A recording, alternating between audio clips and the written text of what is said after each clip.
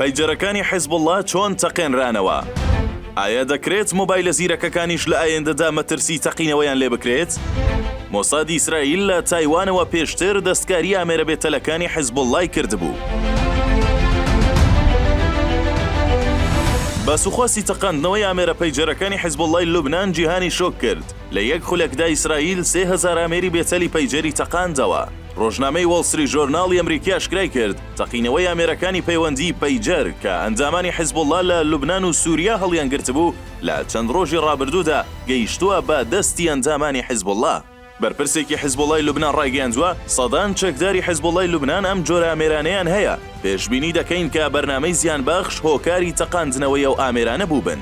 ئەو بەرپرسە ئاشکرای دەکات کە بەشێک لەو کەسانەی ئامێرەکەیان هەڵگرتبوو پێش ئەوەی بتەقێتەوە هەستیان بە گەرمی ئامێرەکە کردبوو بۆیە توانیویانە بە پەلە خۆیان ڕزگار بکەن. ڕۆژنامەکە ڕایگەیاندووە تەقینەوەی ئامێرەکان لە لوبنان هاوشێوەیە و ئۆپەراسیۆنە هەواڵگریانەیە کە دەستگای هەواڵگری مۆساد ئەنجامیان دەدات.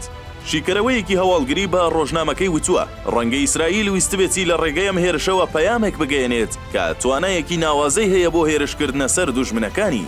هەروەها گوتی بە ئەگەرێکی زۆرەوە بەرنامەیەکی زیان بەخش بووەتە هۆی گەرمبوونی پاتریەکانی ئامێرەکە و تەقیونەتەوە یان بارگاویکردنەوەیەک لە ئامێرەکاندا دانراوە و لە دوورەوە تەقێنراونەتەوە. دەشڵێت لە هەردوو حاڵەتەکەدا ئەمە هێرشێکی زۆر ئاڵۆزە چونکە ئەمە مانەیەوەی ئیسرائیل دەستی بەو بەرهەمە ئەلکترۆنیانە دەگات کە نێرەکانی بەکاری دەهێنن. هێرشەکەش بەشێکی سەرەکی گەیاندنی ئەو پەیامەیە.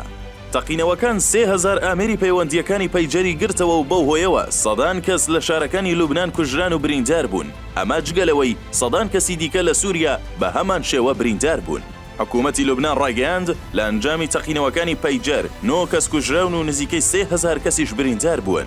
لە دوای تەقینەوەی پەیجەرەکان زۆر کەس باس لەو مەترسیە دەکەن کە ڕەنگە مۆبایلیش هاوشێوەی پەیجەرەکان بتەقێتەوە، بەڵام شارەزایان دەڵێن بەهۆی ئەوەی مۆبایل میکانیزمی سەلامەتی بۆ دانراوە ئەستەمە بتوانرێت مۆبایل بتەقێنرێتەوە.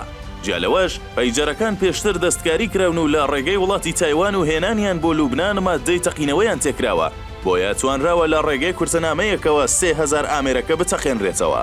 شارەزایانی سیاسی و سەربازیش دەڵێن ئەمە زەنگی هێرشکردنە سەر لوبنانە کە لەلایەن ئیسرائیلەوە لێدراوە. بەو پێیەی لە چەند ڕۆژی داهاتوودا بنیامین نەتانیاهۆ سەرۆکوەزیرانی ئیسرائیل سەردانی ئەمریکا دەکات. بە پێی قسەی شرۆڤەکارانی دۆخەکەش بێت ئامانجی سەردانەکەی نەتانیاهۆ وەرگرتنی ڕەزامەندی ئەمریکایە بۆ هێرشکردنە سەر حیزب اللهی لوبنان. حیزب اللهی لوبنان بە گەورەترین و فراوانترین بەرەی مقاومەی سەربەیەراندا دەنرێت لە ناوچەکە کە بە گوێرەی ئامارە نافەرمیەکان ژمارەی ئەندامەکانی دەگاتە 100,000 ئەندام. ئەمە جگەلەوەی بەشێکی زۆری ئەو چەک و تەخەمەنیانەی ئێران دەینێرێت بۆ گروپەکانی لە وڵاتانی عەرەبی زۆربەی لە دەستی حیزب اللهدایە. بە گوێرەی ئامارێکی پەیمانگای واشنتۆن ئەو موشەکانەی لە دەستی حیزب اللهدایە لە جۆرە جیاوازەکان نزیکەی 160,000 موشەکە و چەندین کۆگای چەکی قورس و مامناوەندی هەیە لە وڵاتەکەدا. هەرچۆنێک بێت دوای داگیرکردنی غەزە و لاوازبوونی حەماس بۆ ئیسرائیل کاری لە پێشینە و سەرەکی هێرشکردنە سەر حیزب اللهی لوبنانە کە دەمێکە لە باشووری سنوورەکانیەوە سەرەتاکانی ئەو هێرشە دەرکەوتووە.